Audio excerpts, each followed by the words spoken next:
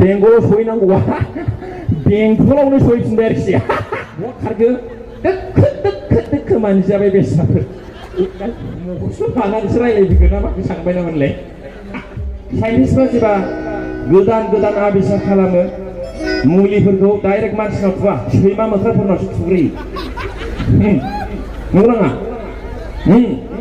ओंखायनो नायनायदोंमोन आरोखि बुस्थुखौ आंना जिनिसा सेल जायोना जाया बेखौ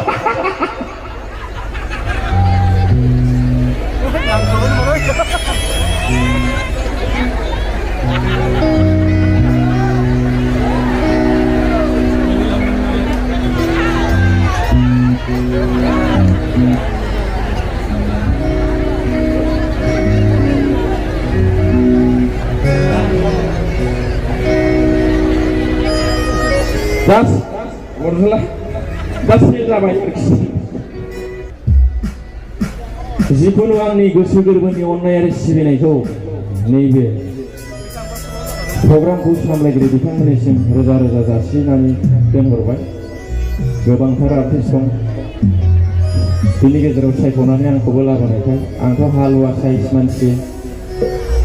जेबो रोङा आरोखि दा आंखौ लेंहरबाय बे जौसाङाव गोजोननाय थाबाय Thank you so much for inviting me and it's a special occasion बिदिजोंखि औ टाइम जाबाय आरोखि आंना एसे ओरैबायदि जादों दोनखारसावनायना जेरावबो थांसावनाय आरोखि माने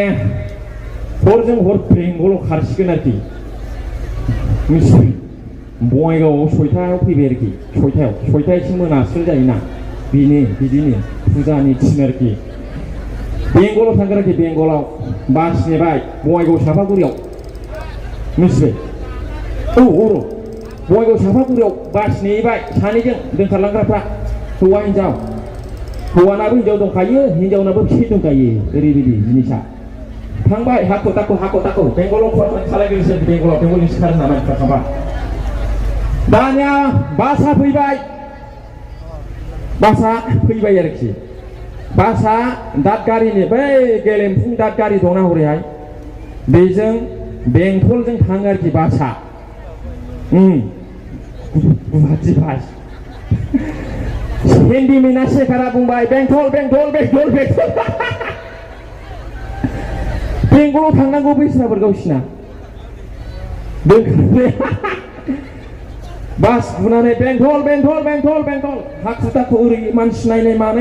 माने बिराद बेस्थ'ना बेस्राफोर बेंगलाव खालामनांगौ बेंटल होननानै जा बाजुबाय नै गारि फैबाय जाम्बि गोख्रै दुखुं गाखोबाय आरोखि बेंगलाव बहा सहैनो न'आ गावसिना बेंटलावनो आरोखि बेंगलाव सहैनांगौआ बेंटलावनो सहैफिनबाय आरोखि आंखौ फालिया इसोरा बिदि लाबोफिनबा मोजां जायो औ है सोरबा सालाकथार गिदिंना फैफिननो रोङा बेंगल होनदों सानदोंमोन खोमा बेस्राफोर हाखु दाखु ओरै नायनो मानसि होसोलांनायफोरखौ नायनांगौ ना ओरै बेंटल न'आव ग्रोब फैफिनो जमनानै दं रायजोफ्रा बहा खारखो दोखो मानजिजाबाय बेस्राफोर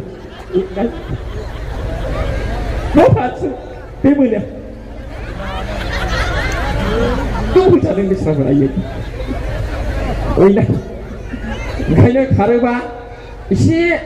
सालाक जानानै खार गाज्रि जायो बिदि आरोखि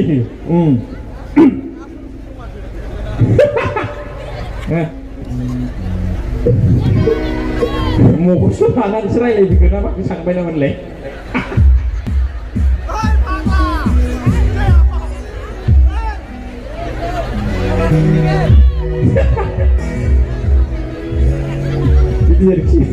आंहाय खनसै आरोखि आं एसे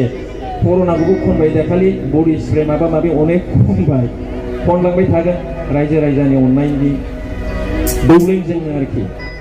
जिखुनु नोंथांमोना बिराद लैहोर फैनानै बेयाव आरोखि दुंब्रुद बिसनाखौ गारनानै बे प्रग्रामखौ गाजा गोमजा लैहोर लैहोर जाफुंहोफैदों बेफोरबायदि मानसि मोननांगौआ आजिखालि बिराद थानमान very difficult to get such people in the world nowadays नङाबा नंखागौ बिदिनो थायो इंलिसा दा ओंखायनो बयखौबो खुलुमहरबाय आंनि अननाया नोंथांमोननि देहा सोलेराव सिथाबनानै थाबाय थाथों बिदि आरोखि देहायाव अननाय थाबासो आंनाव फैगोन नोंथांमोननि अननाया फैसा महरै आंनाव फैगोन आरोखि